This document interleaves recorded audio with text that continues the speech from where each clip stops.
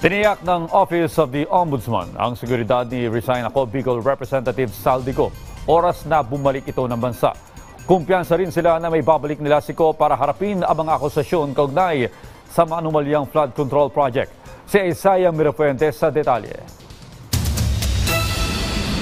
Hindi naniniwala si Ombudsman Jesus Crispin Remulla na hindi umuwi ng bansa si former Representative Elizal Dico dahil may banta sa kanyang buhay. Kalokohan yun. He can buy the best security needed. And we can give him protection. Ikabi pa ba gusto namin may mangyari kahit kanino? Ayaw namin mangyari yan. Iginiit ng Ombudsman na hindi nila pababayaan si Ko at handa silang protektahan ang dating kongresista. Kung meron siya ibang kinatatakutan, sabihin niya. Pero tutulungan namin siya. We do not want anybody to be gone. Siyempre sa amin, ibibintang yan kung may nangyari.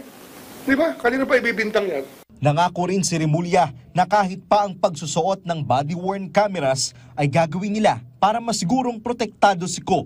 Kaugnay naman sa mga pangalang nabanggit ni Ko sa serye ng mga video na kanyang inilabas sa social media, sinabi ni Remulla na kasalukuyan na nila itong pinag-aaralan. Pero hindi niya uusad ang investigasyon kung hindi uuwi si Ko at hindi susumpaan ang kanyang salaysay.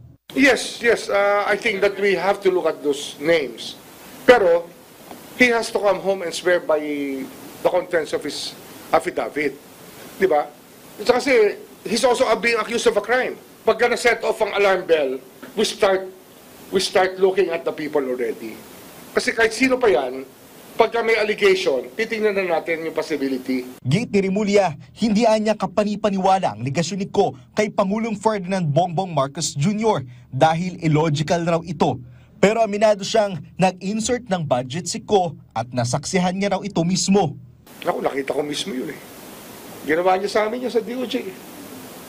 Hindi lang sa DOJ yan, marami yan. Tiwala naman ng Ombudsman na maglalabas na ng arrest warrant laban kay Ko matapos nang maiakit ang kanyang kaso sa Sandigan Bayan. At kung mangyari ito, agad siyang mapauwi sa bansa. Wala na ngayong pagtataguan ng tao kasi nagbago na ang mundo dahil sa social media.